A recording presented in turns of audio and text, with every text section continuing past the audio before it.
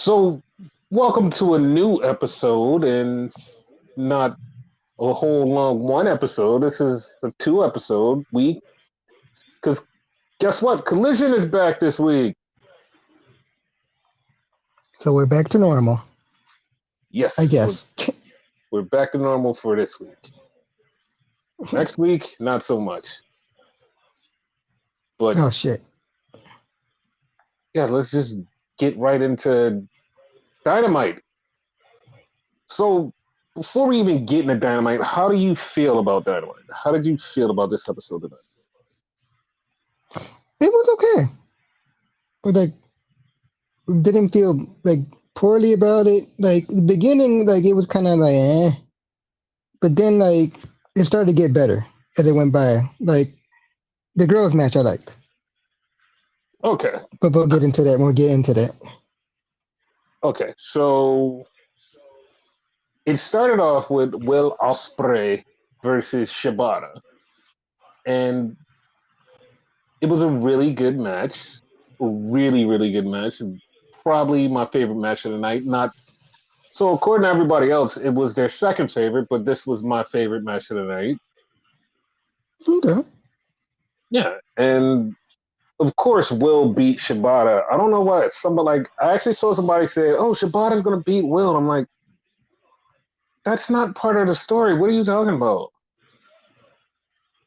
Yeah, like it has to go with the fucking story. Like why would Shibata win? If I'm not mistaken, this is like his return match because he's been off for a while, Wait, what? No, that's hasn't he? no. He just wrestled Bryan Danielson last week. Oh shit, yeah, I forgot about that. I'm thinking like when he disappeared for a while. No, and that was his return match against Bryan Danielson. Yeah. Never mind. You are correct about that. Yeah, but Will's going against Bryan Danielson, and he's basically wrestling Shibata to basically say, "Yo, listen, I'm better than you at wrestling, and I could beat Shibata." And it's like both of these matches were good. Neither one of them were like super dominant, but like it's just a tie. Like I don't see any like real shocking change where it's like, oh my god, Will just dominated Shibata or Bryan dominated Shibata. They were both good matches, and it's like they're basically equal. To me, it's like they're both basically equal. And in Dynasty, we'll figure out which one's the winner, which probably is going to be Osprey, because to be honest, that's literally a story. So I mean, yeah, Yeah, because and like he's the new guy. He's bet you're gonna go for the title. So yeah, but also Brian's leaving, and this is his last year, and he just wants to do fun shit. So it's like, yeah, no, yeah, I just want to fucking lose. It's like, all right, well, you just want to fucking lose. So I mean, I guess there's no harm in letting the new guy win and you losing, which both of those things is just basic progression. It's like, all right, well, that's basic. mm-hmm. And so It makes sense. then after Osprey wins, they do this whole Bryan Danielson like recap package, and they WWE Bryan Danielson's recap package. And I know you're like, wait, what did they do? They just never acknowledged his WWE career. They didn't even vaguely acknowledge it. They was like, yeah, he wrestled and then he had to quit. And then he came back to wrestling. And it was like, dude, what? Like, it was a whole thing there. Like, he was won a championship and everything. It's like, no, he was a champion in Ring of Honor, but like he got hurt and he had to quit. And then all of a sudden he came back. And then he came back to AEW. And it's like, where did he come back to? Wait, wait, I'm missing something here. I'm like, there's a lot of shit here I'm missing. It was so fucking weird. I love it when like companies do that though. Like in a sense, because then like a total newbie will watch it and be like, wait, something seems off. Wasn't he in this place? Yeah, and this is fucking like, and once again, this is one of the criticisms that like I hold AEW to. Is like, you guys said that you would never do this, and then you're doing exactly the same thing that you said you wouldn't do. And it's like, but you can't call that out online because, of course, that's hating, and you want the downfall of AEW, and you're an idiot, and you're poor, and you're broke. Because that's the consensus every time you say something criticizing AEW, it's a fucking problem. It's a fucking problem, or Tony Khan will tweet at you directly and tell you that you suck. So I don't understand that. Once again, I don't get the cult like behavior. I don't get it. Whoa, he does that to fans? He does that to everybody. He does that to everybody. He just like no one is exempt. Like when Tony Khan's in the mood, no one's exempt. Like I've seen him respond to fans and say shit, and I'm like, all right, it is what it is. Like because I need to that's be the on Twitter more. that's the thing. It's a lot of people that just like have valid criticisms, but because AEW gets it from all sides, and they think like everybody is tribalist, it's like, oh, everyone is out to attack me. Oh my God. And it's like, no, some of these are actual valid criticisms. And then when you say it, people are like, oh my God, you hate AEW. And then people get mad. And it's like, no. Like, I understand that they get valid hate from like the fucking tribalist idiots. And it's like, okay, yes.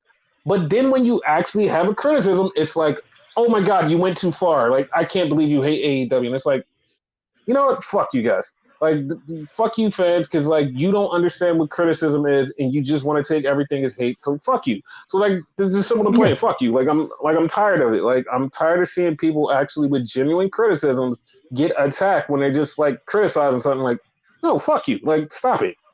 Like, I don't even care anymore. Like, fuck you. Like, if you're an asshole and you're just like attacking somebody because they're literally criticizing the company, fuck you. Like, you should be criticized. And I saw a tweet, and I'm going to misquote it, but I saw a tweet from Matt Coon, and he said, the reason a lot of people criticize AEW is because we were here from the beginning. We watched this thing be put together, and we in real time are responding to how it's growing. And it's like, that's why it's so much criticism, because it's like, yo, like, we've wanted this, we're watching it evolve, and we're seeing things that should be changed. Like, yo, this should be changed, this could be changed. Yo, you could do better here, you could do better there. And that's why people are like so hyper critical of it, because we've been there from the beginning and we watched this thing evolve. So we've been in the ground floor and we feel invested that we have to say, yo, this doesn't make sense. And I agree with that. I totally fucking agree with that. yeah, I agree too. So the Young Bucks were backstage with Renee Paquette, and he was like, "Where's Alex Marvez?" And they were saying their little dumb thing. Their thing is not for me, and I know people will be like, "Well, that's their character to get under your skin." I've said this a million times. I'm not a fan of the Young Bucks. I really don't give a shit what they do. I'm not. It's not my thing. Don't care. This is annoying to me. Don't give a shit. Whatever. Don't care. Just a simple plan. I do not care. And I know people be like, "You're a hater." I don't care. I'm not a fan of the Young Bucks. I don't care. When they're doing something, I do not care. I don't care. You're not gonna make me care. Don't care. That's it. So the Young Bucks fought Private Party, and of course the Young Bucks win. So I'm gonna ask you, after this, the next tag team tournament match, how do you see the tournament playing out? Because I have a Okay. theory, and I don't know how I feel about the theory, because if the theory is correct, it's gonna bother me. But back to the match. Like, this match, like everybody was saying, it was good. It was a better Private Party match than usual, because I felt like they had to prove themselves. Like, yo, we're in here with the Bucks. We got to prove ourselves. And then at the end, they go for the BTE trigger, and Matt Jackson or Nick Jackson, one of the Jacksons, I don't know which one, slipped and fell at the end, and they just like was a weird ending. I was like, oh, okay, okay, Yeah, that felt off. yeah. So then we had a Darby Allin promo, and he's with Tony Hawk, and Darby says, "Yo, the real reason I was gonna climb Mount Everest was because I was gonna make money for Tony Hawk's charity. Now I can't do that, so I just wanted to promote it here." I was like, "Oh, that's nice." Yeah, you don't gotta like kill yourself climbing the mountain to promote that shit. You could have just done it there. You could have Yeah, skateboarded off or something.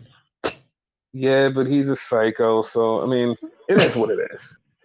So Yeah. then we had Chris Jericho, and Chris Jericho tells Hook, "Yo, I've got in the ring with you, I've wrestled you, and now if you want any advice, I'll give you advice. And I've never managed anybody, but I will manage you if you want me to." And Hook was like, "You know what?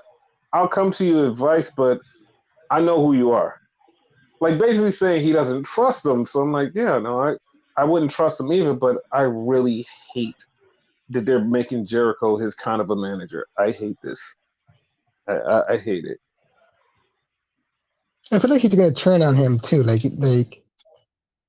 It seems obvious. Like the look he gave him. Listen, I just don't want Jericho anywhere. I don't want Jericho anywhere near Hook because like I really like Hook and I think Hook would be cool just doing his own thing. But now tangling him up with Jericho is like souring him a little bit to me, and I'm like, I don't like that. I'm gonna be It's honest with you too, right? I don't want mhm, Jericho near any young talent. He ruined the Action Andretti. Look what the fuck he's doing. true, That was true. after he beat him. You know what I mean? Like this is not gonna take Hook anywhere. You know what I mean? He shouldn't be around any fucking new talent. Face like the old timers. Face fucking the Hardy Boys or somebody like whoever else there. Stay away from the young talent. Basically, I'm just I'm just not with Jericho. Yeah. But so then we had the CEO Mercedes Monet show up, and she was sitting ringside for the four-way match. The winner gets a television title match, and it was Willow, Anna Jay, Chris Statlander, and Sky Blue. And you said you really liked this match. Yeah, I did. It's kind of awkward because, like, you think about it, like, why is Blue in this match when you're supposed to be friends with Julia? And then you have like the dynamic between Chris and Willow, like, if it's gonna blow up here, you know. So it was like kind of interesting. And then you have like the wild card Anna Jay. Like, what if she would have won? Like, that would have been crazy. Like, so I understand why Willow, well, not Willow, why Sky was in it because Sky was protecting her from everybody else. Like, if she wins, they fight. It's in the family. It's like no outsiders. You don't really have a threat. It's just me. Like, so that's why I feel like Sky Blue was in that. But That's true. the Okay, I get that. The Willow and Chris thing, like something happened afterwards. Once again, this is one of the things where like it wasn't on AEW television, but it was on Twitter. Something happened afterwards, and I'm like, you know what? Like, I'm more interested in this than like I was already invested because I'm super invested in this. So Willow gets the win, and now Willow's number one contender. She pinned Anna Jay, and so she's ready to face Julia Hart. Julia Hart comes in, clocks her with the title, knocks her down, and Julia's standing in there. And Julia just looks over at Monet and she's holding the title up. And Monet's looking at Willow, looking at Julia. And it's like, oh, okay, so this is going to be a three-way. Somebody else suggested that it was going to be something else. And it was going to be, oh, it's going to be Willow just going to win and beat Julia Hart. And then she's going to take on Mercedes, and Mercedes is going to get her win back and win the title. And I'm like, yeah, that sounds fine, but the three-way makes it even better. Like a three-way Yeah. match makes it better because like you get to check off all the boxes at one time. You get a title match for Monet, you get her versus Willow, and it all like checks off at one time, and it's like, yeah, that works. And with the one-on-one match, it's kind of sort of obvious that Monet's gonna win. You know what I mean? Against Willow, rather than do the three-way and Julia Hart might pull it off. No, that's not true. Like no matter what match Monet is in, she's winning. Like I'm not even joking. No matter what match she's going to be in, she's winning. So it's like not even an option of anybody else winning. It's always her winning because like they paid Yeah, her but all of this money. They paid her all of this money. They make her the focal point of the star.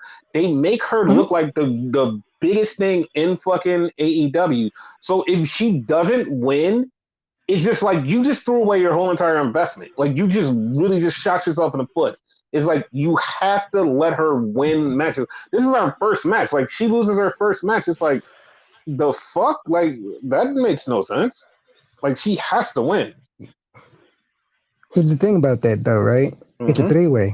So Yes. technicality, like fucking Willow pins Julia, Julia pins Willow. Technically, Monet did not lose. So No, later on, she can like go for her rematch. that's still a loss. That's still a loss. Somebody else is winning against the biggest like the most money you have spent for a woman, and she's going to lose to Julia Hart or Willow in a three-way. Like nothing against them, but like you paid exorbitant amount of money to make this person a star. Every time she comes out, they chant CEO. You're gonna tell me that you're gonna let her lose? Like no matter if she doesn't take the pin or not, she loses. Like that's a no-go. Like that's death to your company. Like you're literally killing your company slowly by doing something that's stupid. It's like you can't do that. Like if you really want to actually progress everything, she has to win. Like because to be honest, like throwing a title on her like first thing as she walks in the door is perfectly fine because she is who she is. You've been she's a sought after free agent. She needs to win this title. There's nobody that should win this other than her. And it makes no sense if anybody else wins. It's like the death knell to AEW. Like for real. Honestly. Okay.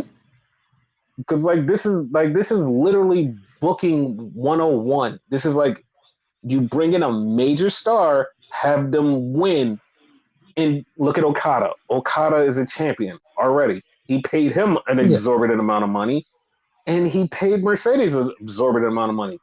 Yes, she's not going to win the major title because why would you? Like you have Tony Storm killing it. Let her do that. Give Mercedes the TBS title. Now you have two titles that's basically equal, and you can finally do what you were going to do with Jade. Have the two champions face off eventually and be like, holy shit, we've waited so long for this, and we're getting two valuable champions against each other. And it's like, okay, now we're doing it. It makes all the sense in the world. Okay. So then we got something that was weird. It was Butcher versus Dustin, not versus Dustin, but Dustin was in the back talking. Butcher came up and said, "You want to fight a big guy? Here I am." And he's like, "Dude, I don't even know who you are, but I'll face you, whatever." And I was like, "Oh, okay, sure, all right." So, It was weird. okay, online somebody did the thing because like they were talking about something. I don't even remember what they were talking about, but it had to do with Cody. And somebody tweeted out the meme, "I need my big brother," and Dustin respond, and that's and he was like, "If he needs me, I'm there." And I'm like, "Whoa, whoa, whoa, whoa, whoa, whoa, whoa!" First off, like Tony Khan said, nobody from AEW was doing anything at WrestleMania weekend, and he like kind of banned everybody from doing WrestleMania weekend stuff, and nobody being there. And then Dustin saying like, "No, no, if he needs me, I'll be there." And it's like, okay, wow, that's seeming like he might be at WrestleMania. I know he's not going to be, but it's seeming like he might be, and I wouldn't be surprised if he was. Yeah, because me being Tony, right? Mm-hmm. Why would I tell you he's going to be there? I'm, that's that's not a thing. Hmm? But so Tony Storm did a black and white movie with Ben Marketing or whatever the fuck his name is from classic Turner movies, and this wasn't even a fun thing. It just was a thing. It just was there. Like nothing got accomplished. She said nothing about a challenger. She said nothing about nothing. She literally just talked to him and told him to do the tits out, walk with the shoe thing, and he just refused to say tits. And it just was like, so what was the point? Like, I didn't get why this happened. Like, you didn't set up anything for the Thunder Rosa match. You didn't set up anything for the maybe Deanna Perrazzo or whoever. You didn't set up anything. It just was like, whatever. The show is in like 3 weeks, and like we have no challenger for her at all. And it's like, okay, well, I guess this is a thing, but like, I don't know. It was weird. It was really weird. Like they just did it to like do a comedy like skit with her gimmick. I guess, but they could have did so much more. And it's like, all right, you'll figure it out eventually. It's like, all right. So then we had the Zest Friends versus the Undisputed Kingdom, and the Zest Friends won. So now it's going to be Zest Friends versus the Young Bucks in that side of the bracket. Now, like I was saying earlier, what are your Mm-hmm. thoughts on this wacky ass tag team tournament? I think the Bucks are gonna win it. Straight up. Unfortunately, I see that too. I see that it's going to be the Bucks versus FTR, and then in the fucking championship match, and the Bucks are going to beat FTR, and they're going to be champions. And it's like, to me, it just feels stupid. And I know people are like, well, the Bucks are doing this new thing, and it's like, yeah, no, they're doing this new elite thing. I understand that, but also I feel like you should have gave it to like you should have gave it to them. Like you should have just gave them the tag titles. If we were gonna do this whole this stupid, weird, wacky ass tag title tournament, we should have just gave them the tag championships. We should have just gave them the tag championships and just been on, just moved on from there. Like that's what we should have did. Yep. But hey, man, you guys do it your way. Whatever. It is what it is. So then Renee interviewed Kyle O'Reilly, and she was like, "Yo, how do you feel about going out there on your own?" And he's like, "I don't know." And then she said, "Do you miss your friends?" He said, "Listen, I do miss them, but I feel like I'm not ready to get back with them, and I got to do this on my own." I was like, "Okay, I don't know where this is going. I feel like if this is going the way that like deep down inside I think it's going, I'm gonna hate it. But if this is just going the regular way, I'm like, I guess." Because Where do you think it's going? I think they're gonna go in the direction where they're going to fucking have him go against Adam Cole. Like he's gonna go against Adam Cole, and he's gonna be on MJF's side when he comes back, and he's gonna go against Adam Cole, and that's gonna be a thing. And he's gonna break them apart and try to snap Adam out of whatever the fuck he thinks Adam is in, but he's in nothing. He's just normal. I, I don't I don't like that at all. Like I just want Kyle to be like, you know what, fuck this, and just go back with the Undisputed Kingdom, and they just have a monster group, and they just get rid of Wardlow, and Kyle replaces him, and that's the team. I'm like, okay, cool. I'm cool with that.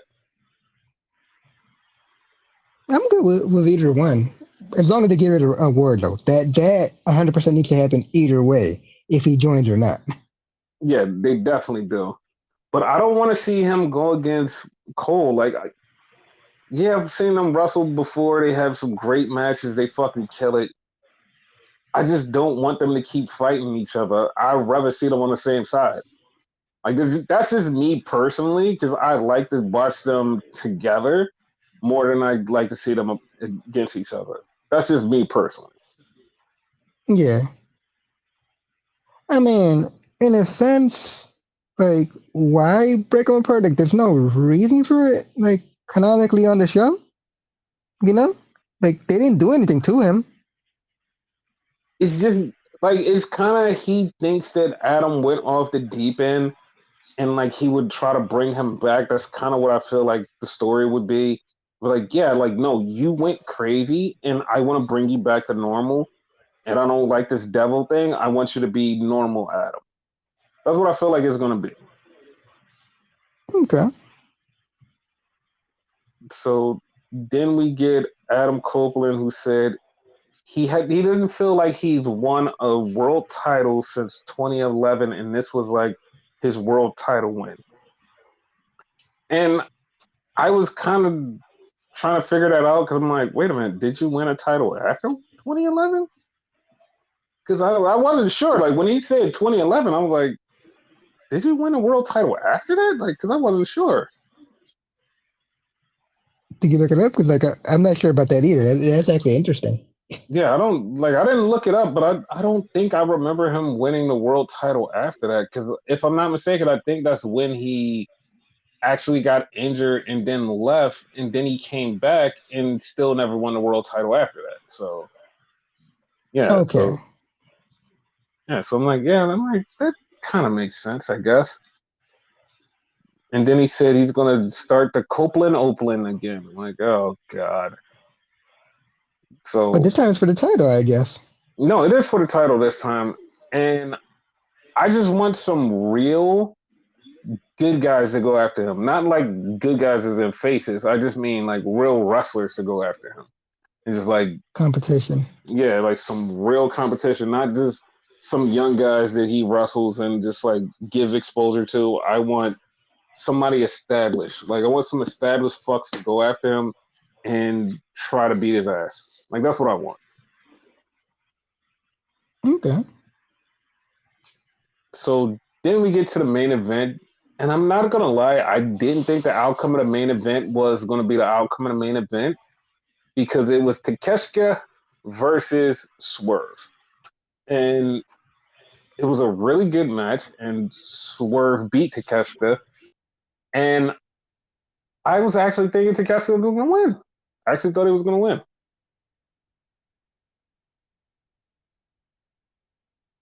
because I thought he was gonna like pause this thing and go all the way to double or nothing, but I thought Takeshita was gonna win. But Swerve won. So now it's Swerve versus Joe at Dynasty. I Yeah, that mean, that feels, I don't know, like not as special, I guess. I You mean, know? Like I, I, yeah, it's just weird. I don't, yeah, I didn't feel it either because I felt like he should win in a double or nothing. But eh, if he wrestles Joe here, he wrestles Joe here.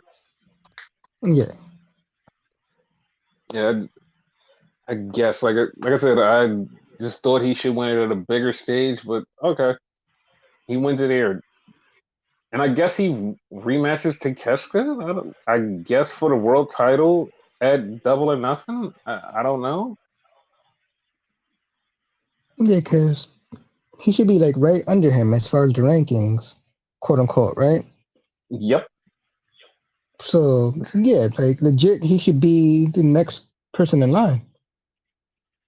Yeah, because it's like it just felt weird. It felt like one of the things that you shouldn't have did. It's like, all right, I think Takeshita goes over, and then he wrestles Joe. They have a banging ass match, and then we eventually get Swerve versus Joe at Double or Yeah, Nothing.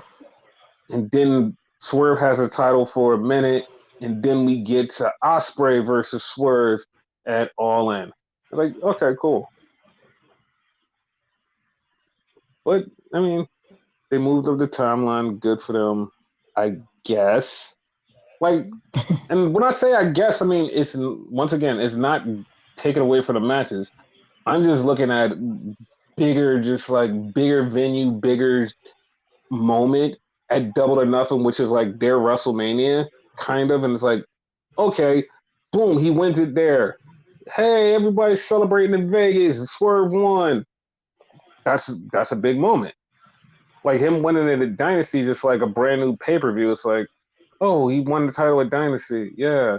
And I know some people are like, well, maybe Samoa Joe beats him and then we have the rematch at Double or Nothing. And it's like, I don't like that at all. Like that's something WCW, I mean AEW doesn't do is do a rematch of a match they just had right the year before. It's like, no, we're not gonna do that. We're gonna do something totally different.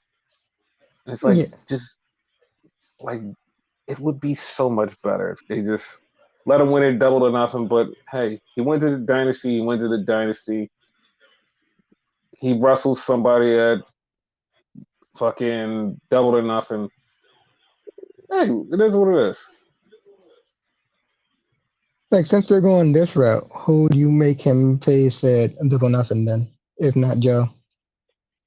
I mean, like I said, Takeshita, like they can have him face Bryan Danielson, but I mean, that would be a good match. They could, like I said, you could build up anybody and just toss them in there against Swerve and just be like, all right, cool, here you go. And just toss this person in there and it would be a banger. But like I Okay. said, it would be just the moment because what double or nothing means, that's what it that's what it means. And also, here's this little twist that like I almost forgot, but it's just like this small little twist. That next week is the contract signing between Swerve and Joe. And like like wrestling contract signings could be wonky that somebody actually comes down and goes, haha, I saw my name and you didn't get your title shot and screws them. It could be that, but Yeah. I don't see that happening with AEW. So I don't know. Like, yeah, it's just me. That So would be funny if somebody steals his shit though. it would be. So now it's time to go to NXT. And this first match, I I lied to you not. I did not think this match was going to be what this match was, but holy shit, this match was really good. This was a Dijak versus Sean Spears, and the winner gets to get a shot at Obafemi. And Dijak won, but this match was so good. Like the crowd was so up for this, but this match was just really fucking good. Joe Gacy stole Sean Spears' chair, and then he like cost Sean Spears the match because he just got distracted. And it was like, dude, this match was really fucking good. Like I was so confused. I was like, this isn't supposed to be. I thought this was just like a dumb throwaway match. Like, all right, this is a throwaway match. Dijak's gonna win. It's not gonna be that good. Nope, it was really good.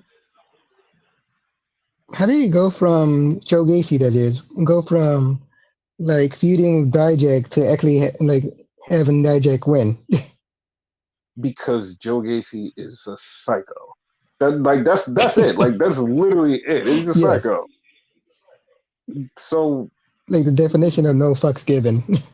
basically, and I want to give a shout out to Dijak because Dijak said when he dies, he wants to donate his brain to the concussion protocol thing so they can examine his brain. I'm like, you know what? That's actually good of you. So Yeah, yeah, shout out to Dijak for that. it's cool on him. Yep. And once again, this show was weird because they did this Roxy promo where she's like basically talking about how she's got like this. She was this girl and she was this happy, normal girl, and then everybody turned on her and made her this way, and she's done. And it's like, okay. And she's like, I should have been this way from the beginning. And I'm like, okay. Like, I don't know what it is about Roxy. Like, I'm not even joking. I don't know what it is about her that I can't take her serious as a bad guy because it's like, no, you're just this adorable little kid that like everybody wants to root for. No one's gonna be mad at you and be like, you know what? She's an asshole. It's like, no, everybody's just gonna cheer for you because like we love you. Well, not the NXT crowd because they're idiots, but everybody else would be like, you know what? We like Roxy. And they're probably booing just because there's like a sign or some bullshit. You know, what I mean, not legit hate. You know, because you can't hate her. No, I actually think they have a legit reason because like they see her every week and like they get bored of the same shit easily. So like they seen Oh her over and yeah, over and like is the repetition of the same boredom of the same cutesy little hey guys, I'm happy to be here type character is like, yeah, no, I hate you because of this. Like, I don't like that. And it's like, yeah, I kind of get that, but like at the same time, it's like that's who she is. Like she's just this little cutesy person that you're like, oh, she's so adorable. How could you hate this person? Yeah, I dig it now. I understand. Yeah, it's weird because like they just get so much. It's just so weird.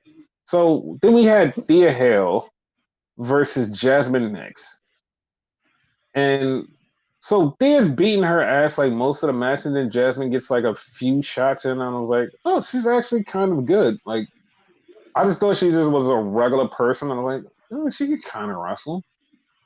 It's like I'll wait to see what else she can do.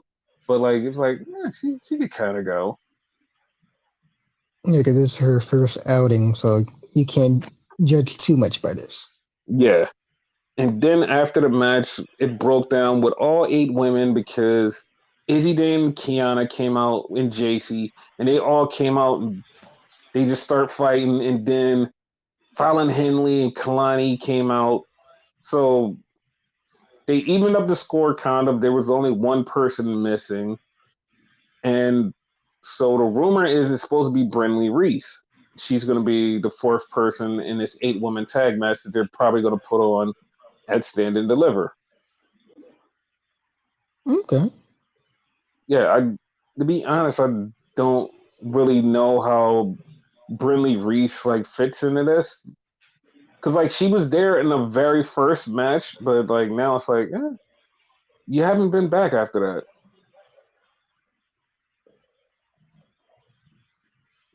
So Yeah, they probably did bring her back just because of that. then they There did was a the spot best. there that Uh-huh. Thea was talking to JC like, "I thought you were my friend," and then JC's like, "We were never friends." I hated that part. I'll be Why? honest, I hated that part because like we talked about that podcast, like how good that was, their dynamic and whatever, them being friends and whatever. We didn't want JC to go heel, if you remember that. We Mm-hmm. talked about that multiple times, and like to see like there's no reason for it. Like she was evil all along. Like we speculated maybe there's a reason she didn't turn on her or whatever. No, she just using her the whole time. Like like it's been done. They could have done it more. I don't know, better. Like okay, so here's the thing with me. I kind of am like just you could call me an NXT simp, but I kind of want to see if there's more to the story after whatever happens in Stand and Deliver. Like, oh, maybe we finally get the answers to why JC and Thea had beef. Like, I'm just holding out hope. It probably won't. We'll probably never get the answers. But like to me, I'm like maybe it'll happen. Maybe it'll happen after Stand and Deliver, and then we could go a little bit further and be like, hey, this is why I turned on you because you were doing this and you made me feel this way or something. Like, oh, cool, cool, cool. Okay. All right, then, like, I'm gonna say it now, right? Hold me to this, right? If they Mm-hmm. round it back and they actually give a good reason to it, mind you, a good reason, I'll take back what I said on this podcast and whatever. But like other than that, like, I don't like this. Yeah. Like, I But, like the matches. I don't like the reason behind the feud. oh no, I'm mentally checked out. Like I checked out a while ago. Like Okay. once they broke them up, I was like, yeah, I don't care, because like this was stupid. They should have just stayed together, and they broke them up. I was like, yeah, I'm mentally checked out. None of this ticks my box for like anything cool. It's like, whatever. Like, yeah, I'm just checked out. like, like the one thing I peeped like months ago when JC saved Chase U and whatever, Mm-hmm. and Andrew Chase like accepted her in and whatever, he was like, "Oh, you're in," and she made a face like, "Wait, I wasn't in." That should have been a trigger. That from that point on, that should have been it. Why she turned on them? Maybe she bought the school or whatever, and like the school's hers, it's JCU or something now. But it should have been more of a reason if they were going to do it. I rather they didn't, but they were going to do it. It should have been a reason. Yeah, and like I said, I hope that they eventually go, all right, here's the reason, instead of just like we go through this 8-person thing and it's over and the feud is done. And it's like, well, we got no answers, and it's just like she just did it because she didn't like her and she was annoying. Like that's it. Like there's nothing else. And we'll be like, all right. Like, they'd just be like, I was right. Like, that's why I checked out because this makes no sense. Like, but Yeah. if they wrote me back in with like, oh hey, here's the story, here's why maybe JC saw Thea do this thing and she just like felt off and like that's why they decided not to be friends anymore or whatever. He was like, oh, okay, cool. Like you explained it instead of just like throwing it away for this thing. It's like, yeah, like we'll see. We'll see. Yeah, but I'm gonna let you hold me like I'm accountable for it and whatever. If things change, remind me what I said, and I'll take it back here. I will. So then we had the best thing on the show, this prime target thing for Trick and Mellow. This shit was awesome. Yes. What was it, like a And 3 part, 4 part? it was a three-part and Okay. it was so good. It went to like their whole entire history and the Trick's uncle who lives in Philly, and he's the reason that Trick started wrestling. I was like, dude, this is so great. And all I was thinking, because you even text me, was like, why is this not for the title? He was like, I was like, I don't know. Like, this should have been for the title.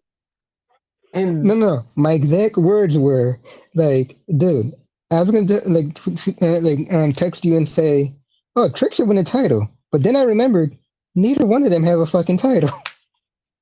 yes, and then they've officially said that it's going to be the main event of Stand and Deliver. Now, everybody is pissed off because it's like, you should have put the title on them. Instead of like whatever the title feud is, which we're going to talk about in a few minutes. But here's the thing. Here's the thing that like I've been kind of saying and alluding to. But here's Hmm. the thing. Trick's getting called up Excuse me. after fucking Stand and Deliver. He's getting called up. So it's It's Trick or Mello? I mean Mello. Mello's getting called up. Okay. And it's like, so you ran through this because you had to run through this. You could have put the title on him and Trick beat him for the title. Everything could have been the same thing if he's getting called up. But it's like it makes no sense. It makes no sense for this not to have a title on it. Yes, it's the main event, but it should have had the title. It should have had the fucking title. Yeah. Like I'm more invested in this than the actual like quote unquote main event. I'm gonna call it the quote unquote main event because it's for the title, and typically titles are main events. Yeah, I'm more no, invested in this. we're gonna get to that shit show. We're gonna get to that. Yeah.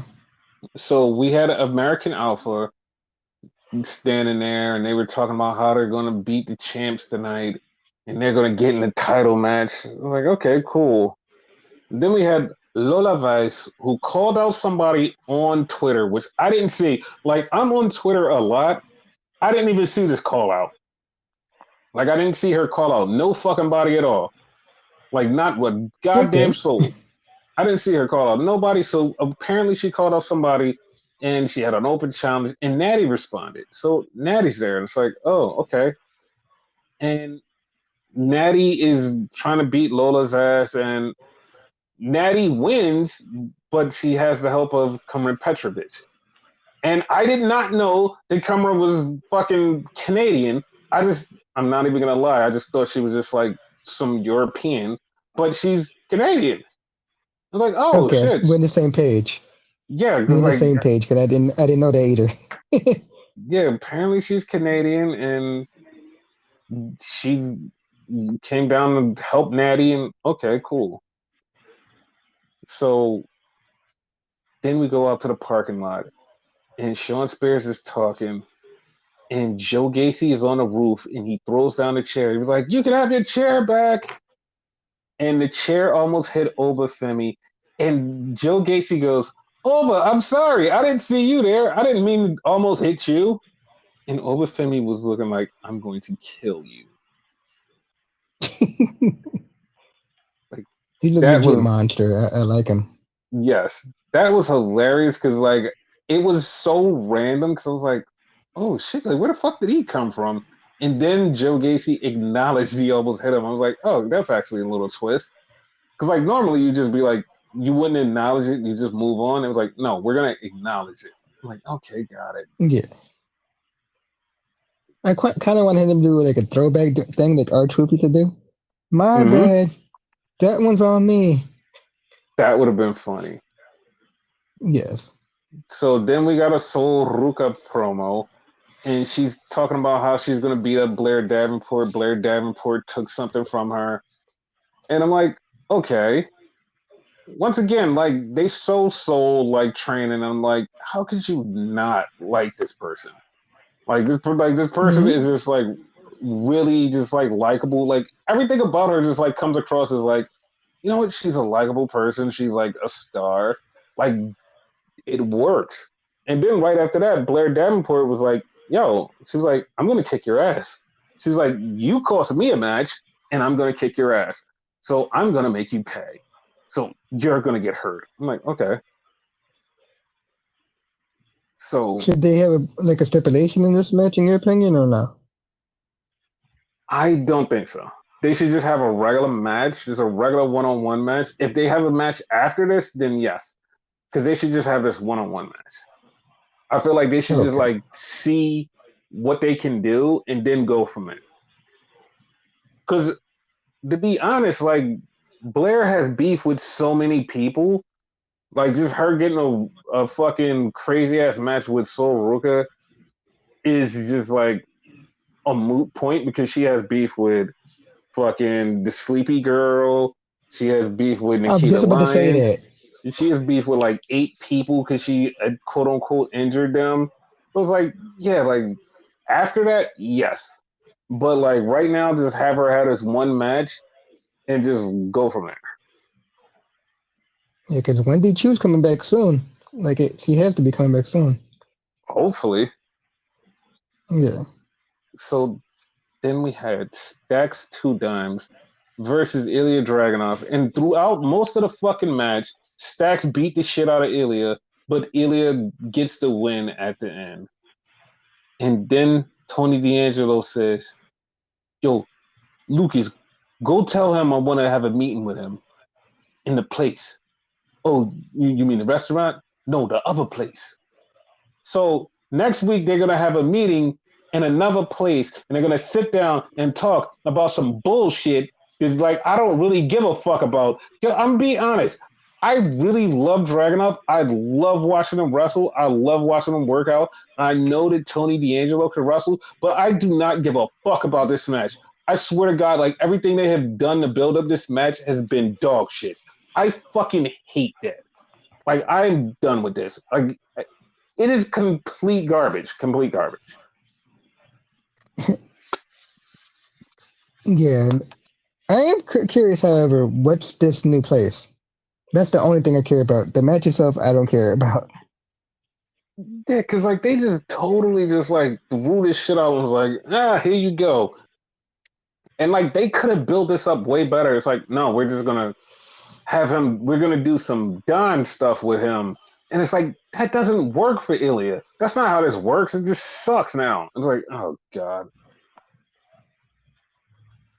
And, Oddly enough, like mm-hmm, in this story, it doesn't even work for Tony. Like Tony feels weird, you know? ex- exactly. This thing sucks. So then we had a moment that made me scream at my TV. So we had the Wolf Dogs get interrupted by the OC, and the OC is talking to them. He said, "Well, I hope you guys win because we won our match at Stand and Deliver." I'm like, "Wait, yeah, it's going to be like an 8-person match, right?" And then it was like, "Well, you guys better win next week so you can get in our match." I'm like, "Wait, there's a whole nother side of this match." I thought that the 3 teams that won was going to turn this into a fucking 4-way for the tag titles. No, apparently you had to win to get into the triple threat, and then you win a triple threat to get into the tag team title match at Stand and Deliver. I was like, I hate every fucking tag tournament. Every fucking tag tournament that's going on in WWE, AEW, NXT. I hate them all. No more tag title tournaments. Abolish tag title tournaments. No more. No fucking more. Oh, you scared me for a second. I thought you said you were gonna say abolish tag team titles. No, just the tournaments.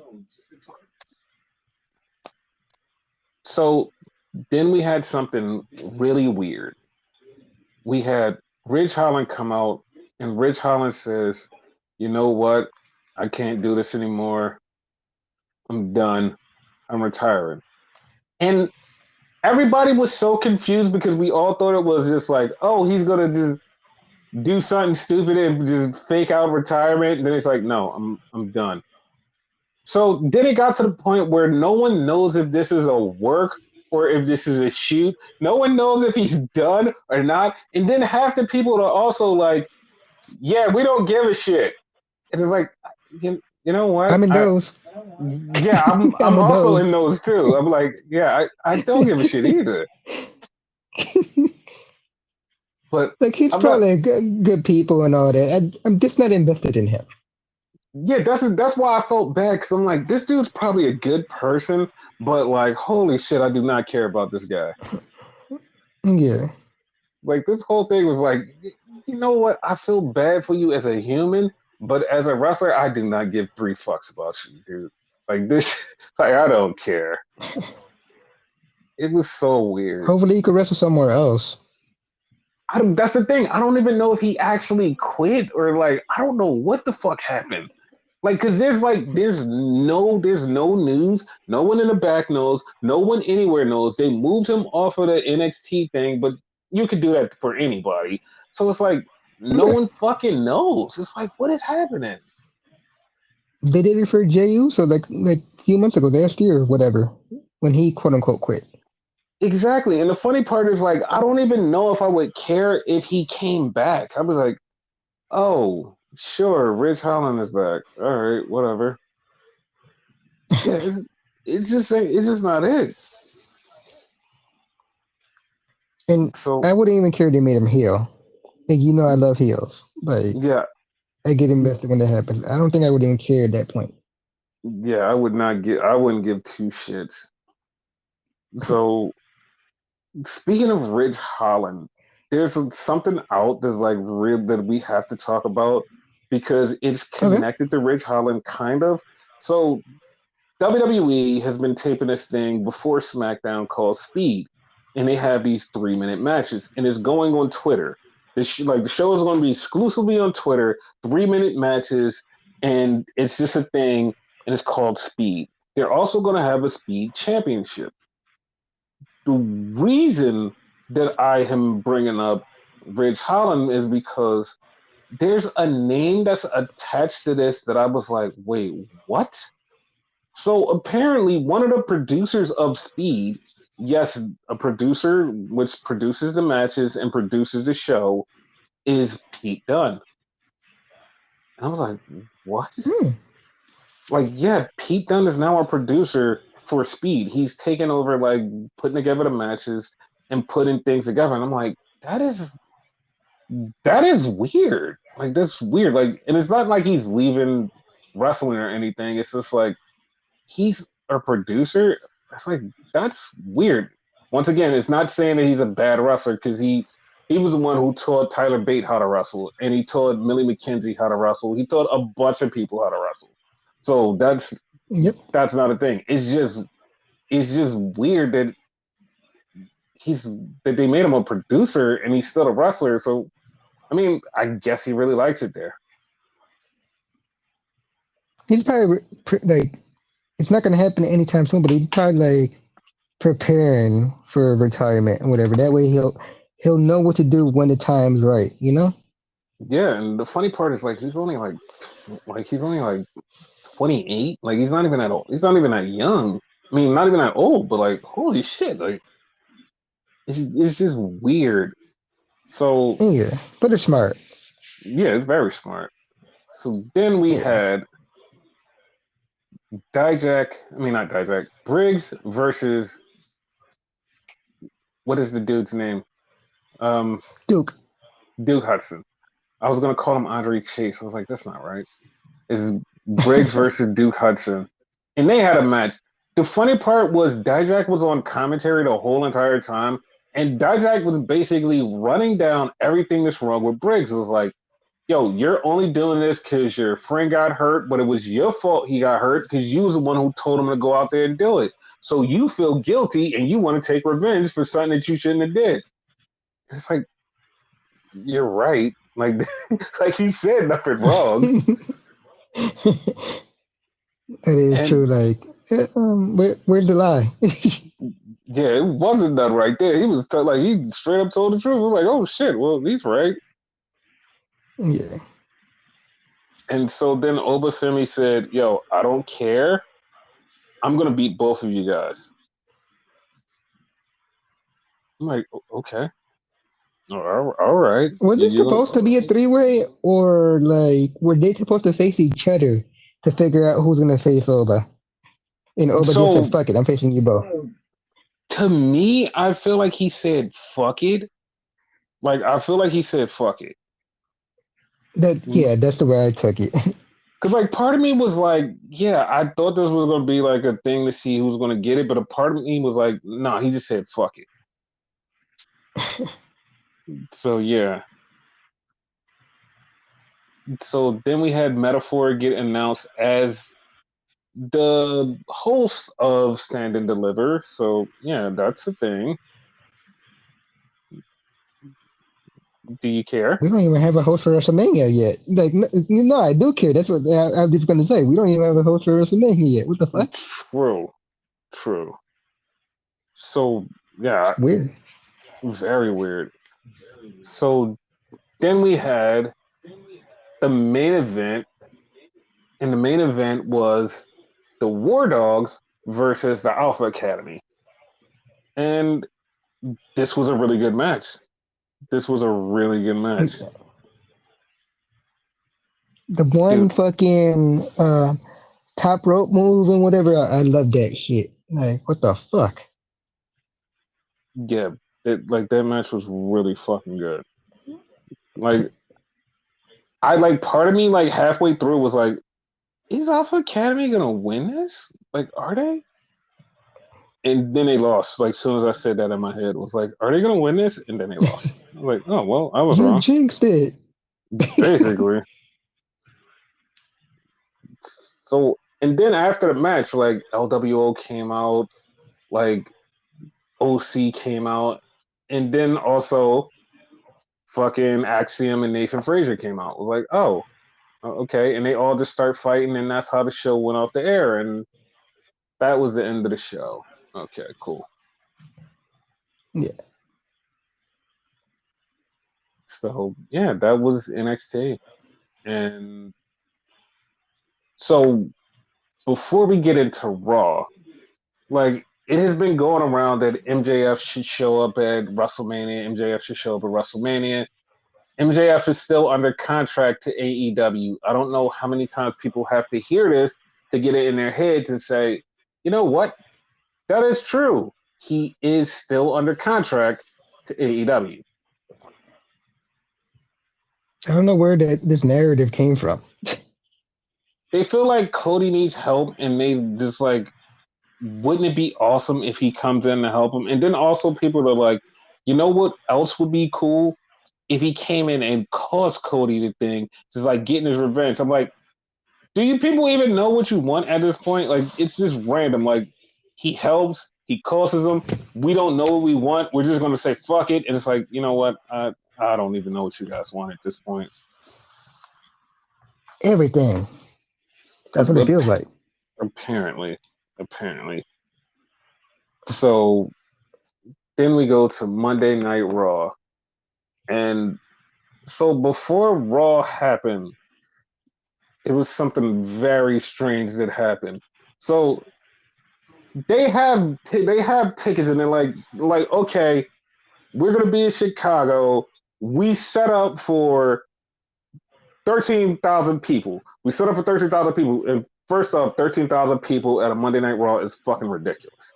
It's fucking ridiculous. So they go 13,000 Yep. people, and this is over the weekend. They're like, yeah, no, we hit the 13,000 people, and somebody was like, yo, if y'all just break down the set a little bit, we could get in 15. And it's like, fuck it, let's do it. They broke down the set, and it was like, all right, we'll see if we can get the 15. Dude, they sold out the 15 before Monday morning, it was like, yeah, we got 15,600 in this building, and we had to scale down just to fit everybody in this fucking building. And it's like, the fuck? Like, that's crazy. Like, WWE is on fire. This is insane. Like, I have no idea how they got this fucking hot. Like, it's just I think they insane right pointed it now. out on commentary. This like the 11th like sellout in a row, something like Yes, that. it's fucking sickening. It's like, what is happening? So like then, like we said in a prior episode, wrestling's cool again. yeah. So it starts off with Cody. Cody comes out. Cody starts, and it's really funny because he comes out and he's just like, just normal Cody. He doesn't have his jacket on. He just has on his vest and his stuff. And he points at the WrestleMania sign, does his two sweet guns, points at the WrestleMania sign. Everybody's chanting Cody. And he just starts cutting his promo about how he's going to do it for everybody. This is no longer just his story. This is their story. And we have to finish this because at WrestleMania, we're going to beat the final boss. And as soon as he said the final boss, the lightning struck. And I lie to you not, this gave me fucking chills because the lightning struck and they turned the camera and he just was standing there. And then the fucking Titantron and the music hit. It literally gave me chills because it felt like a real villain from a movie or a video game that was the final boss. And it's like, oh, you're fucked. You're fucked. That is the real final boss. And he wasn't even supposed to beat her. They said like he's supposed to beat her He, the following week. yeah, he wasn't supposed to be there. This was so impromptu, and that's also what like fucked up the crowd because when they heard it, they was like, "Ain't no fucking way." They was like, "Ain't no fucking way the Rock's here." Like everybody lost their fucking shit because he wasn't scheduled. He wasn't scheduled. He Yeah, wasn't supposed to be there. It was just fucking. He just showed up, and he walked in the ring and he walked up to Cody and he looked at each other for about good 3 to 4 minutes, and the crowd was just chanting for both of them. I'm not even joking. At this point, while they're standing there, I'm like, why the fuck isn't it Rock versus Cody at WrestleMania? I don't give a fuck about Roman right now. Rock versus Cody at WrestleMania, no Roman, fuck Roman, just Rock and Cody, fuck this shit, just let it happen. Let it fucking happen. That's how I was feeling. here's my question for you, right? Uh huh. Does anybody care about Roman at this point? Because I don't No, think anybody cares about Roman at this point. no. He's a fucking afterthought. And I just feel like Yeah, I feel bad for him, but this felt like so fucking perfect. It felt so perfect. And then The Rock did something that was so fucking magic. It was so magical. Rock walked up to Cody and whispered something to Cody.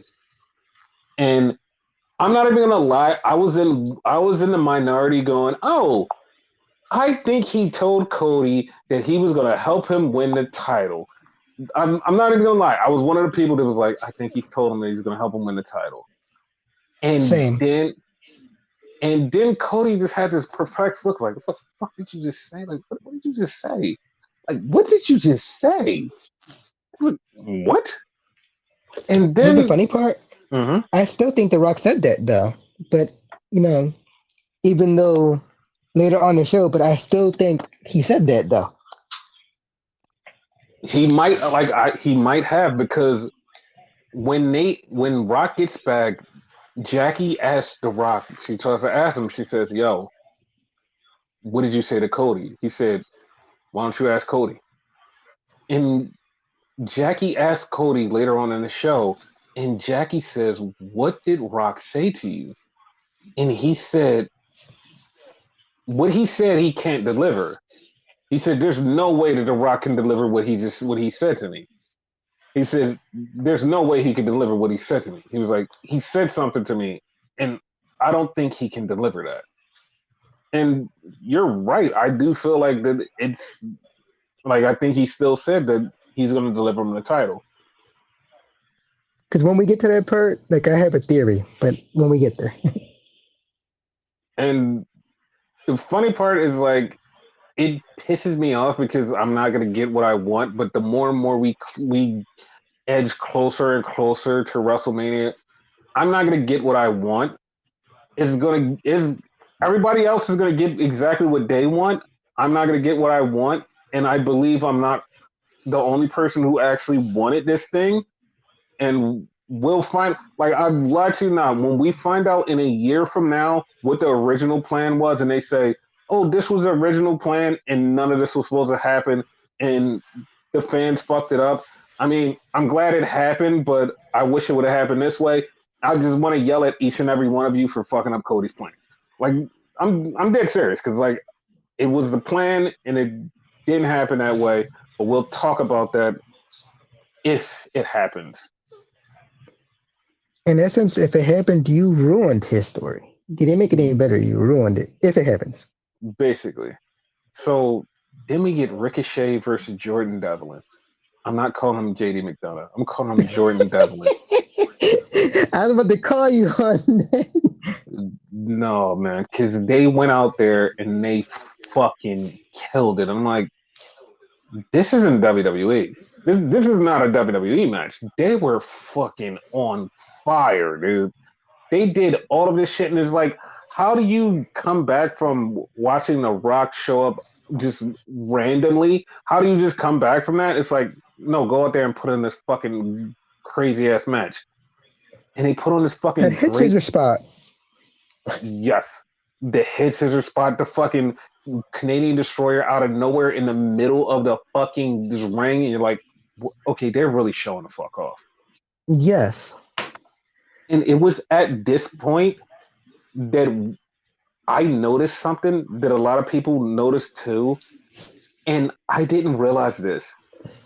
Dude, there was no hard cam. Like it was at this moment that I figured out that there was no hard cam. They just was running cams in the fucking building. And I was like, oh my God, there's no hard cam. Like the shots in this match, if you watch this match, there's shots from overhead, there's shots from like around the ring, and it's like, okay, this match was like looked so amazing, especially the way they were shooting it. It was just so fucking. It was shot well. I'm like, holy fucking shit! Like there was no hard cam, and you can figure that out through the rest of the night. You're like, oh shit! Like there's no hard cam. There's just cameras around. It was like it just was shot like in a fucking. I don't know what the fuck they did. It just looked so good. But this match was great. This match was great, and Ricochet won. And you know, because he won with a shooting star press while Jordan Devlin was standing up. So yeah, Yeah. How the fuck? and the crowd were on their fucking feet after this match. That's how crazy it was. Like Yes. I just I just was in shock. Like holy shit, this is great. But yeah, that was that match. But what happened next was I I can't even put in words what happened next. It just was all types of okay, this is just all awesome. Like everything that happened was awesome because CM Punk comes out and CM Punk comes out, gets this great ovation. They're in Chicago, so of course they're gonna get this great ovation for CM Punk.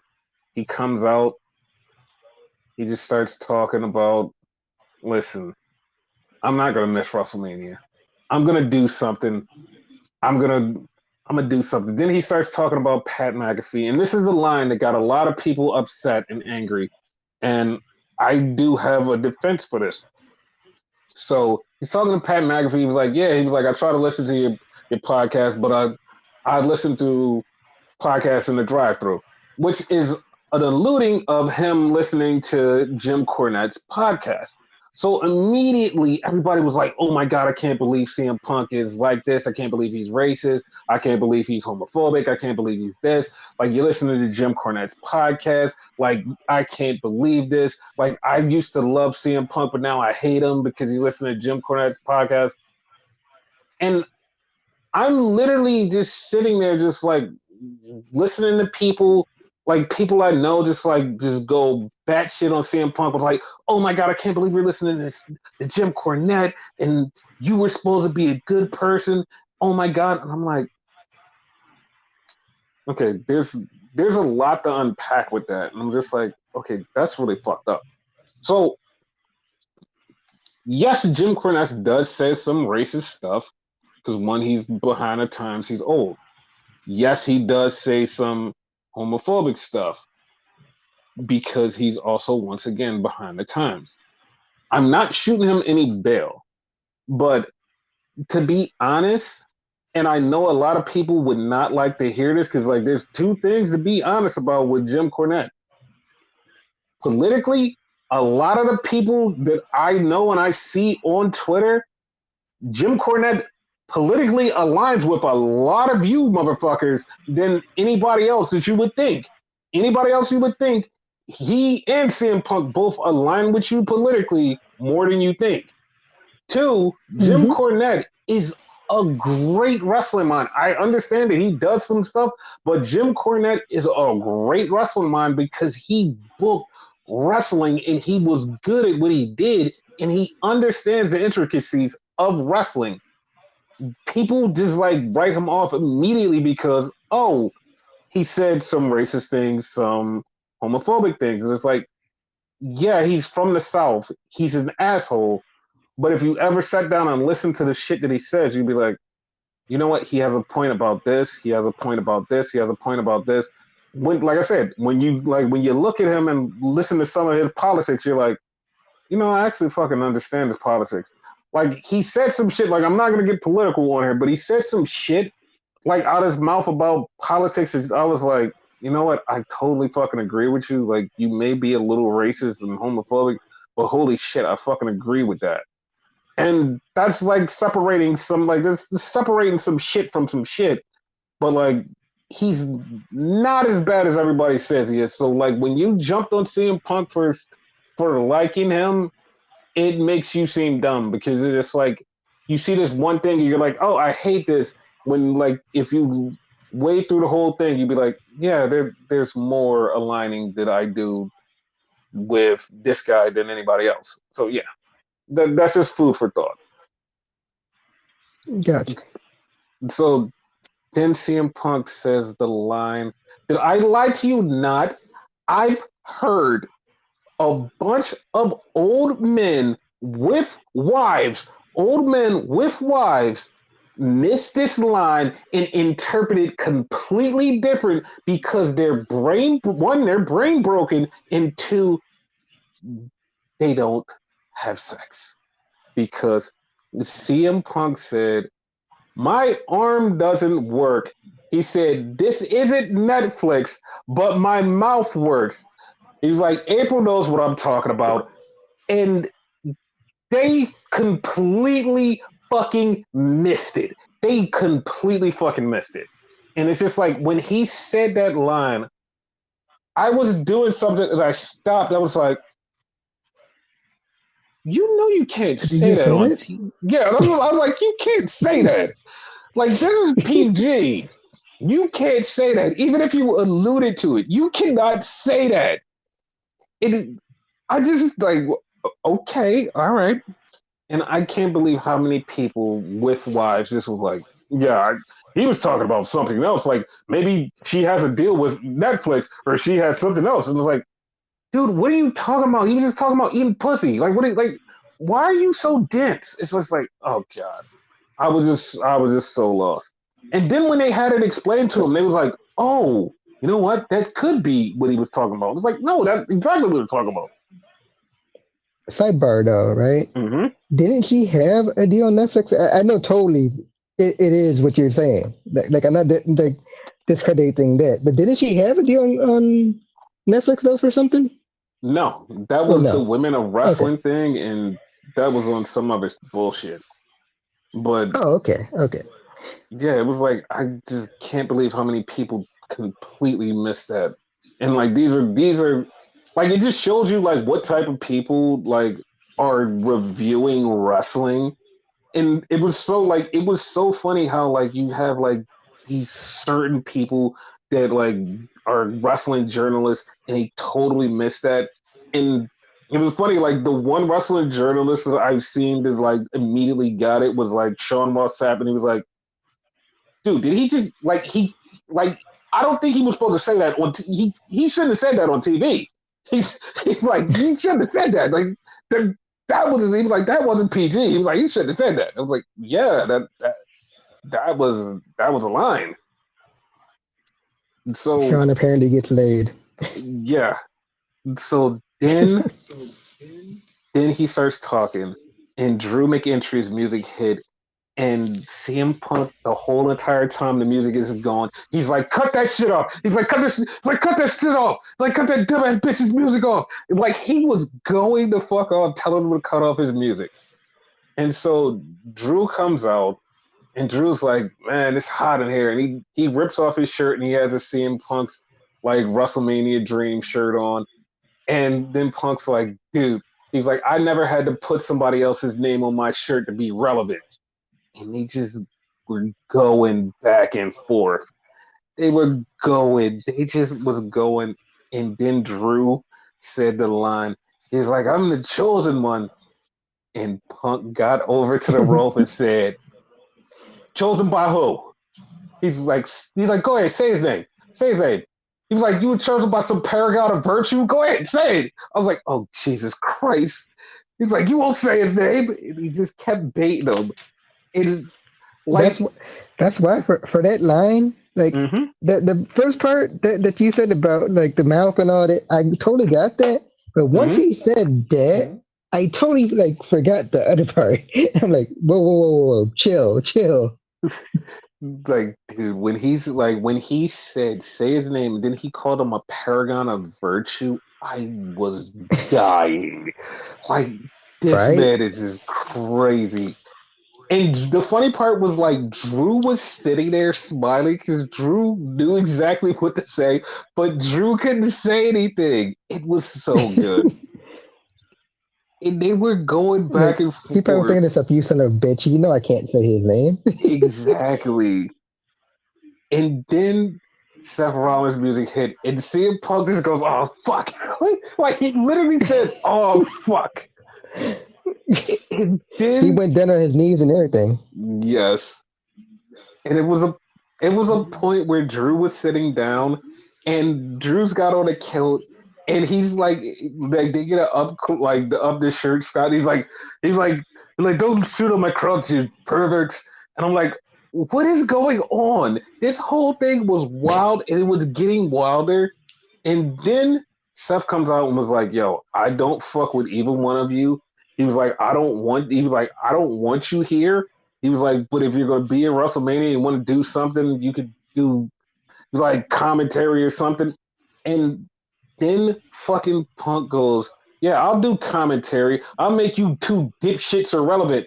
And Drew's like it's PG, pal. I was like, dude, this whole thing was off the rails.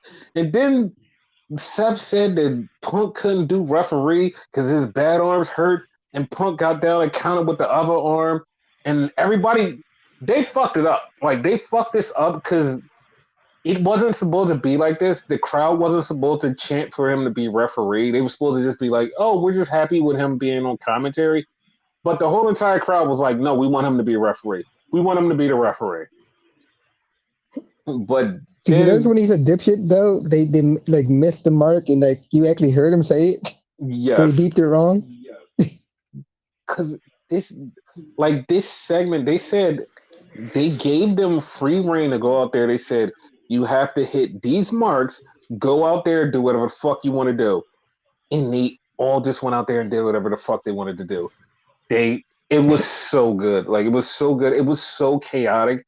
This wasn't a WWE segment. This wasn't a segment that like WWE would put on. Like this was just something completely different, and it was like just like yeah, this is great. This is great. Yeah.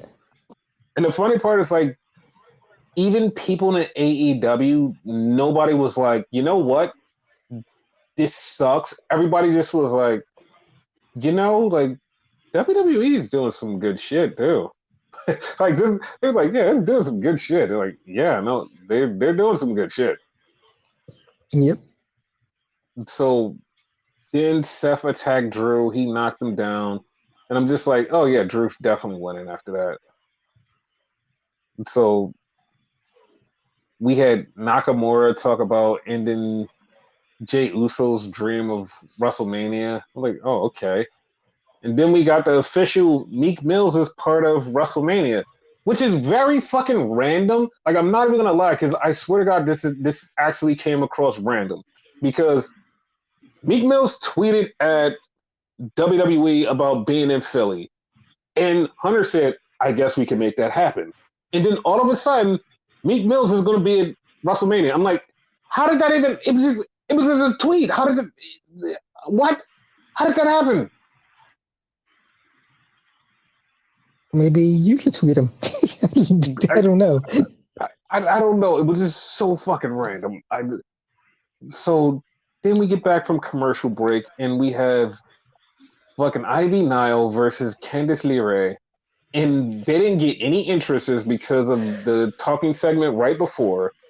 And this goes like 2 minutes, and I wish they had a little bit more time. But Candice won by cheating, and it's cool. It's cool.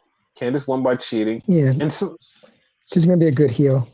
yes, and it's so funny how people were like, dude, like women don't have no storylines other than the title match, and it's like the Candice thing is a storyline without a title. What are you talking about? Yes. So then we had Like it's DIY. so like little things in it that people Mm-hmm. don't like notice. Like you noticed it. You pointed it out to me. Like Indy's not down with this shit. So like Indy might be the one to take her down. Mm-hmm. Yeah. So then we had DIY New Day, and in the background, if you look, is Paul Heyman and Drew McIntyre, and they're talking. And then right before that, you get R-Truth and Miz, and they stop and they're saying, "Oh, we're going to be on commentary for the match." Oh, okay, I didn't like. I'm not gonna lie, I really didn't care that they were going to be commentary. I'm like, yeah, I don't really care. Like it was Yeah. funny. It was funny what happened, but I didn't care. I'm like, oh yeah, I'm gonna be hype about this thing, but whatever. Not for me. So then we had a look back from Jay Uso, and Jay Uso was looking back at Yokozuna at WrestleMania, everybody else at WrestleMania, and he said him and Jimmy is ready to tear it up at WrestleMania, and it's going to happen. Yeah, all right. Yeah. I think he actually did say yeet. So then we had the tag team match, and Judgment Day came out and beat everybody's ass. And R-Truth and Miz are on commentary, and Truth is not getting in the ring. And Miz goes and gets to the ring. He's like, Miz, what are you doing? Miz gets to the ring, and Truth is still on commentary. The fans are chanting for Truth. Truth has not fucking moved. He just been on commentary, won't say shit. And Truth is like, I'm on commentary. I'm on commentary. You can't hit me. And he's like, go to commercial. He literally told them to go to commercial. And they threw Truth More in there. than Truth, once. yep. Truth did a couple things. Then they beat the living shit out of Truth. And it's like, yeah, Truth's winning the titles. I see it. Or one Like, of them at least, if they do it right. yeah, if they do the split thing, then he's winning one of the titles, him and Miz. So, yeah. I mean, it is what it is. I don't want to see them as tag champs because, like, they're gonna win the titles. They're gonna drop them immediately, and you're gonna be like, "Oh, okay, cool." But yeah, What if they hold him for a while though? I mean, that would be stupid. Like, I'm not even gonna lie, that would be stupid. So then we got Gunther, and Kathy Kelly is asking him, "Yo, what's up with everything. Like, what's up with Sammy? How do you feel about Sammy? He's like, you know, I don't think I don't think he's gonna do good. I really don't think he's like going to beat me. I really don't care. So I don't give a shit. I'll watch his match, but I don't care. I was like, okay. Like he didn't care. So why should I care? Okay. Like he was checked out. Yeah, like he like because he feels like he could win.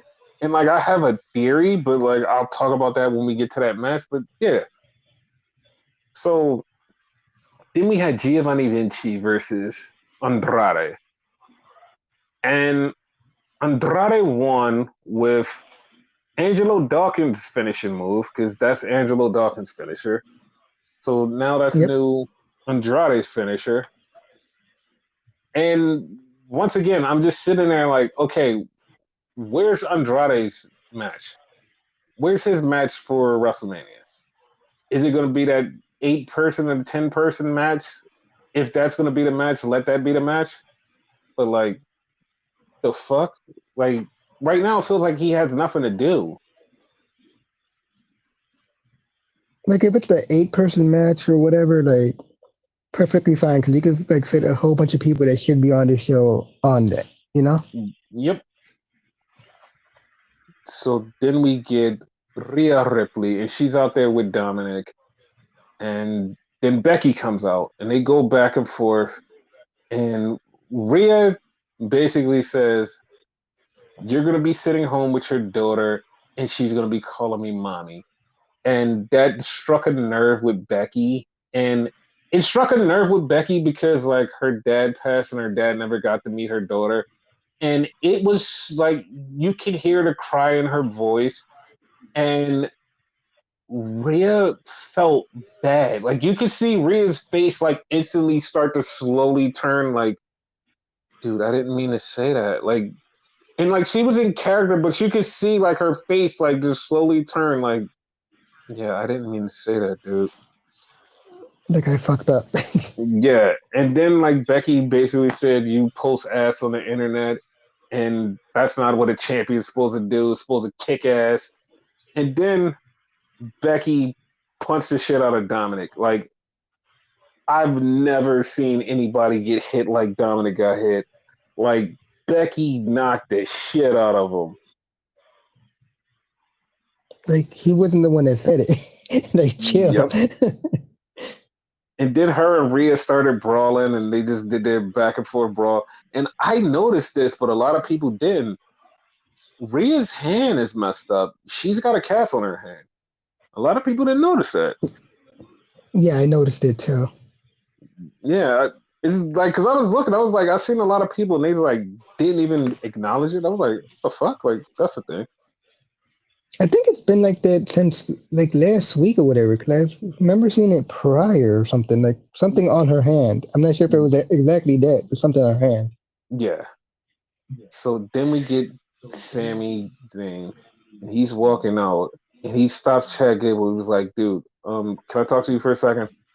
And they start talking, and he's like, "Why did?" He's like, "Why does everybody keep saying that I can't beat Gunther?" And Chad's like, "Dude, you won't get focused. You need to focus on beating Bronson Reed this week." And they basically go back and forth, and he's kind of feeling like he's going to be Sammy's mentor in air quotes for this thing, and I don't like it. He may turn on him. That might be a thing.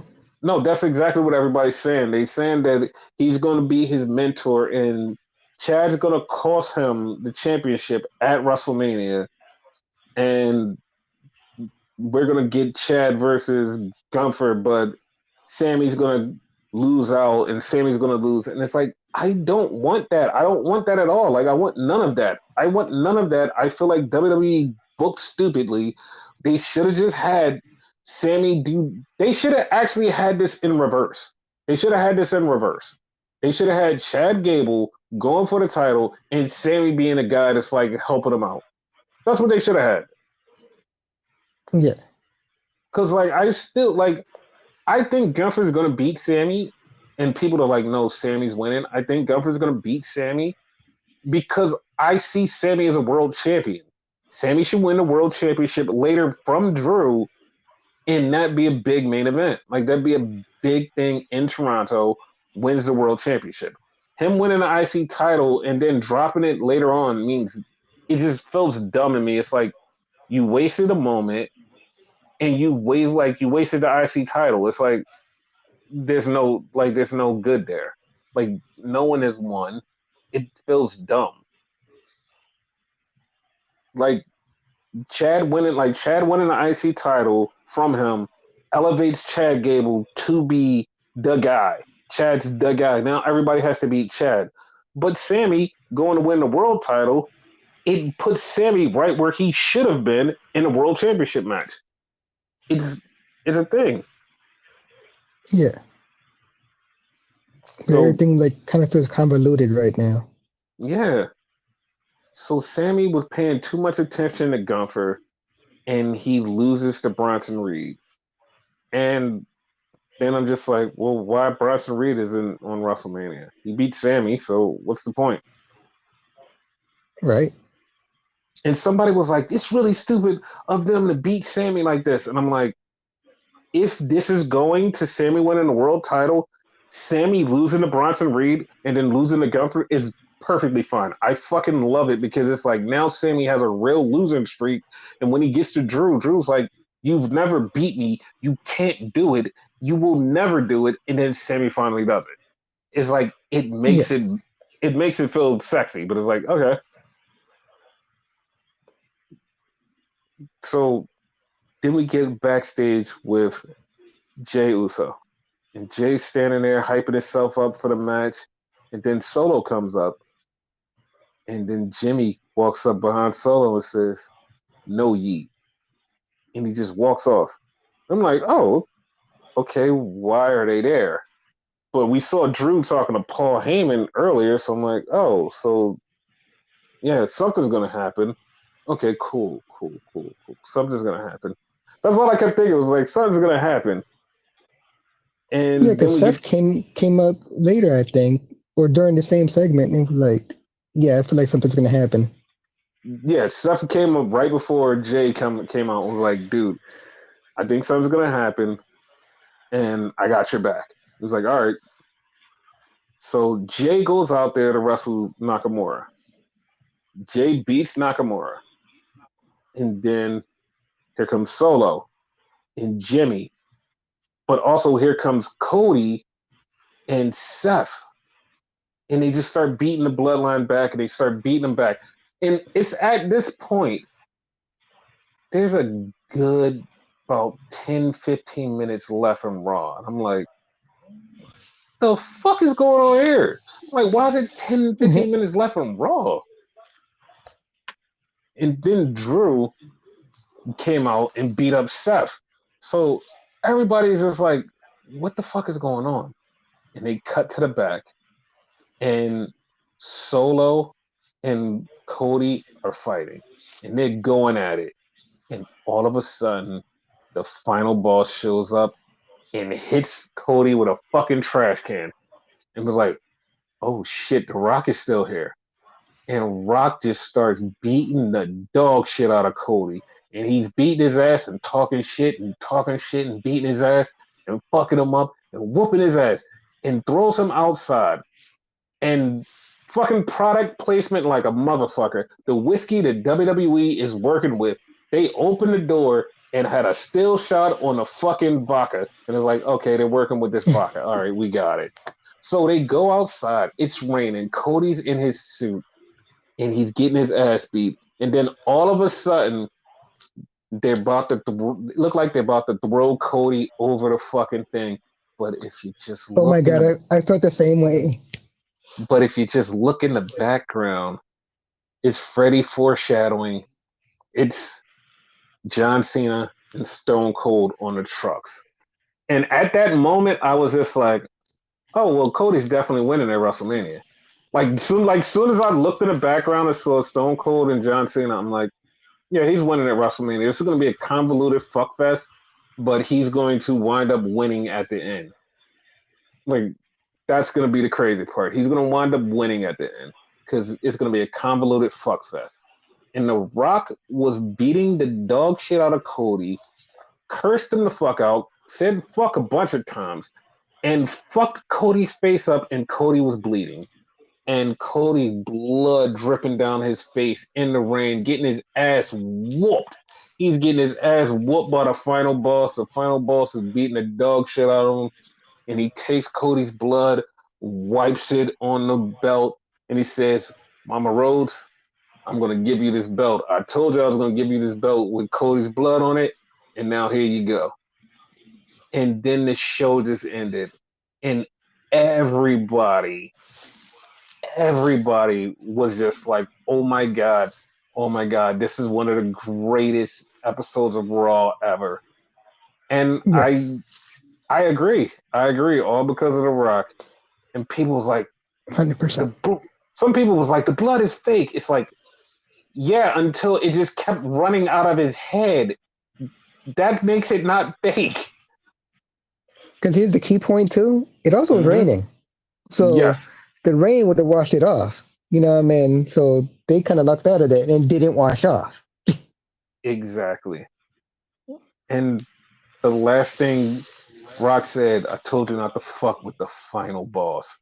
And it was over just like that. I'm like, how come it's not Rock versus Cody? How come it's not Rock versus Cody? Now, here's a theory. Like it's left field, total like spitballing, and probably not gonna make any sense at all, right? Mm-hmm, But there's probably a plan between Cody and Rock and whatever, right? And mm-hmm, Rock is like, listen, I gotta prove to them that I'm on their side. Because all this talk on the internet, storyline wise, all this talk on the internet, I'm turning on Roman and whatever, right? So I need to do something to prove to him. So that's why they did this, being part of their plan. Probably not ideal, probably totally out there, but that's what I thought. Like, he probably like was like, "Yo, I'm still with you." In the beginning of the show. no, that's the thing. Like I can totally see that, but like I said, like me and my selfish set my ways mind. Hmm. I feel like Cody winning a title later on down the line, Roman breaking Hulk Hogan's streak, all of that I feel like it's perfectly for later on. But Yeah, everything like every week it just keeps going to more of Cody's winning at WrestleMania. There's nothing you can do about it. Cody's winning at WrestleMania. There's nothing you can do about it. Every week, it just amps up the Cody winning at WrestleMania, and it's probably Rock is going to help. Like it's every week, it just keeps going up to Cody's winning at WrestleMania, and it's so high, like right now, to the point where it's like I even just gave up and was like, yeah, no, it's happening at WrestleMania. Like there's nothing I could do to get back to Cody winning later on. Yeah. I'm hoping there's something we're not seeing that's gonna happen. Like I've heard maybe Tamatanga might be getting this match or something like that. Something like that that puts it on Roman's side. But that's the thing. Even if he does, like I said, this is going to be a triple book convoluted mess because Stone Cold's going to be there. Cena's going to be there. Everybody's going to be there, and it's going to be like this big ass overbooked fuck fest. And like every time, like something else gets added, it just feels like it's taking more and more away from. There's a way to book out of this. The only way I see this happening and Cody loses is if Cody's distracted by his people. Because like he Yeah, said something and but he said something and a lot of people keep forgetting about this. He said he's going to take the title from Roman once he's taken everything else from him. And right now, he hasn't taken a fucking thing from him. Roman has actually gained more. And like Roman is just like sitting there, like even though he's like shit now, he's gained more. So Cody's like first thing, I'm gonna take everything from you, then I'm gonna take the title. Now it's like I can't even do that because now it's like too much and I can't take anything from you.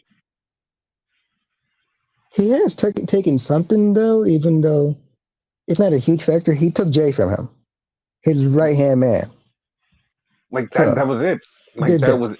Yeah, That's all. And it's like yeah, that's it.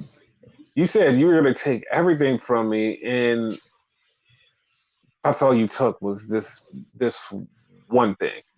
You took this one Yeah, thing, and that was it. And it's like, yeah, like, but like I said, it's way too over. Like everybody wants this. We want this. We want this. And look at this. This is here. Look, look, look, look. And so it's like all of this is happening, and we're definitely getting a title change at WrestleMania. I don't want it, but we're getting a title change at WrestleMania. I'm to the point now. I don't care as long as we have a great match, a great story, quote unquote, to the match when we're there. Because it's No, been great no, so far. So when we're there, I hope it's great. no. It's going to be a great story. Like I'm not even joking. This Hmm. story is going to the match story is going to be great. I don't know how the ending is going to be, but my ending guesstimation is going to be Cody walks out with the title somehow because everybody gets eliminated. Roman is in there by himself. Roman's not paying attention. He gets hit with something. Then we get the crossroads, and then one, two, three. Cody wins it. Everybody celebrates. Everybody's happy. And like, cause right now I'm like, I see no way of Cody losing. Like, as many like, cause every time it's just a new layer of, hey, here's a new way that Cody wins. Okay, here's another layer on how Cody wins. This is another thing on how Cody wins. There's there's nothing on how Cody loses. Yeah, That's that's the scary part. It's like I really want him to lose. And another reason why I see him actually winning is because WWE is trying to get Hulk Hogan to come to WrestleMania. And it's like, all right, dude, you're getting Hulk Hogan to come to WrestleMania. Like you're not gonna bring Hogan here where it's like still a huge chance he's gonna lose his fucking streak. Like, you know what I mean? Is they're not gonna do no, that. no, They're I not got gonna. you. It's like, yeah, we're not gonna bring him and then like Cody loses and then Roman is definitely breaking his streak. We're not gonna bring this guy. Like, I would laugh if that happened. They brought him just because, hey, we want to bring in Hogan and then fucking loses like he fucking loses his streak. Like, hey man, what can I say? You're number three. I mean, I don't know, but like I said, every week it just gets worse and worse and worse. It's like, nope, Cody's winning. Cause like the thing is, if there was a chance that Cody could just like lose, he would have the upper hand on Rock and Roman at one point. He would be the most dominant thing at one time. He has not done that Yeah, yet. Like he's just been getting his ass beat, stepped on, and just like everything.